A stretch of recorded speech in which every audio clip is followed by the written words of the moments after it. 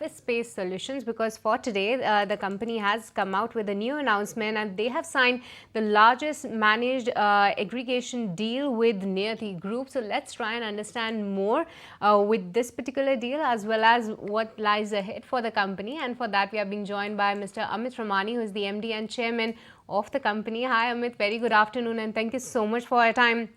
First of Thank all, you.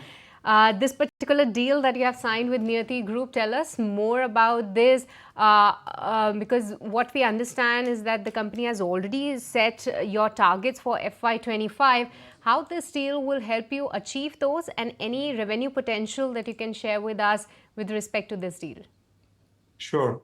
So obviously we have a large presence in Pune. We already have 20 plus locations. In fact, with Niyati Group also, we currently already have close to about 200,000 square feet that we have signed with them in Niyati Impress in Viman Nagar.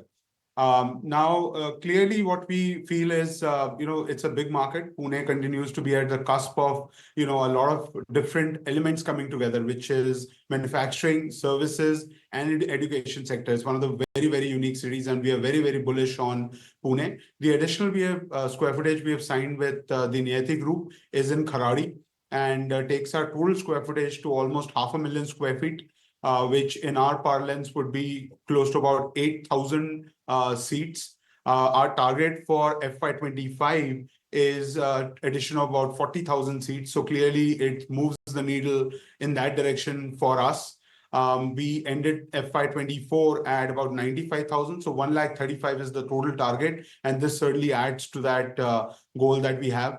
The guidance for FY25 is about 30% growth on the 850 odd crores that we completed for FY24, and that continues to be the target. We are well on track for our seat capacity addition of 40,000 because we have close to about 100,000 plus seats today operational. About 12,000 are under fit out, and another 15,000 are under LOI stage. And that means that we are, with our advanced stage pipeline of additional 10,000 seats, we are already touching that 135,000 seats in terms of identifying where we are going to be expanding for FY25. And certainly when these large centers go live, they certainly will add to the revenue potential. And obviously it's a multi-year strategy, but clearly helps in achieving our target of 30% growth for FY25. Wow, well articulated there. So 30% growth outlook that you have on track for 135,000 seats by the end of the year. You talked about the revenue visibility and the fact that you have visibility to that number of seats, but talk to me about the margins. How's been the pricing of late, especially with this large deal coming in? Is there any pricing pressure at all, or there are in fact levers available for you to improve the margin from the level of 30% that you reported in the quarter gone by? So clearly, we believe that the operating leverage will come from two parts, right? One is operating efficiency. As we had set up a city to set up sales and operations teams, obviously take a while till the certain scale comes, which gives the operational efficiency. Today, we are in 17 cities, 9 tier 1 and 8 tier 2. We will add 2 more tier 2 cities. And at that stage, we are all set for the next few years. So the operating efficiency of scaling those specific cities will come into play. Second is the operating leverage, right? We built these teams, the corporate overheads to get to a national presence. We are touching almost 200 odd centers now in the next few months. So to that level, I think we had built the engine to be able to deliver on that promise of that scale. And I think that operating leverage will come. We have clearly indicated an operating margin improvement of 1.5% on the EBITDA, which we have already achieved. And I think we'll continue to maintain that guidance for FY25. Amit, also what I wanted to understand is that since you have a major presence in geographies like Pune and Bangalore, and within that the whole IT space is there, so wanted to understand that in the past 2 to 3 months anything has changed with respect to the IT hiring as well as the office space for the IT companies, and going ahead, how is the pipeline building up specifically from the IT sector?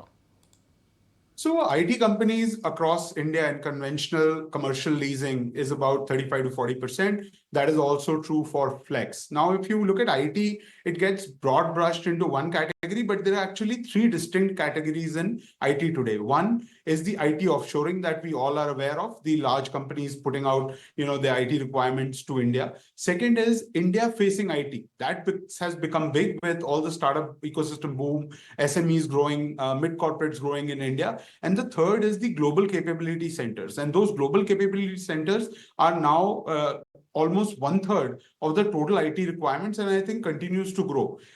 With a recent Knight Frank study, we were sitting at about 20 odd million square feet being taken up by GCCs. By 2027, that'll be 26 million square feet. So we clearly see a lot of growth in the IT sector across these three segments. Second, what is happening is that every company today, IT company, has decided what is their work policy, which means no company is saying 0 days at work, no company is saying 5 days at work, but clearly there's a hybrid model that's being created, and most companies have decided what that hybrid model is. If you look at most IT companies, they gave up a lot of space during the last 3 to 4 years, right? So they now need to come back in a new fashion with new spaces which supports this hybrid and distributed work. So we are seeing a lot of resurgence of that happening because companies now know which direction they're headed, how much square feet they do need, and how they're going to be established in many of these tier 1 and tier 2 towns.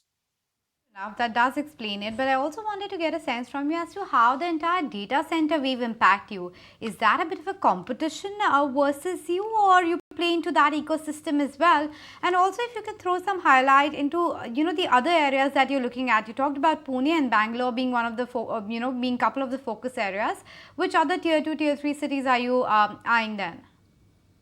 So, good question on the data center. Actually, the data center boom helped us, right? Because it freed the whole concept of having a server room next to the company. Now, the data center boom allows you to be having all your server requirements on the cloud, which means that you can have complete flexibility.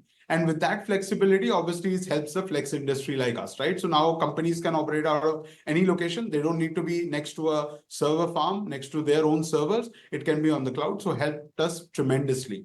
In terms of growth, I think we are seeing growth across India.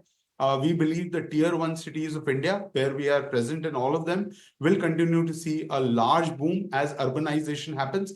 By 2030, a large portion, almost 40+% of this population will stay in these 9 cities, right? And clearly we feel as these cities are commercial hubs, as these cities are service oriented, this will certainly help our sector. In terms of tier 2 cities, we have identified we are currently in 8, we have identified 2 more, and we believe these cities like Indore, Nagpur, Bhubaneswar, Vijayawada, Coimbatore, Guwahati are going to see the next wave. And I think the future of India, which is the 5 trillion to 10 trillion economy, is going to be built on back of obviously tier 1 cities in large parts, but also these 10 odd tier 2 cities that we've identified for growth. Tier 3 cities, we are currently not looking into it. We believe that there is at least a few years away where we can look at tier 3 cities having commercial activity.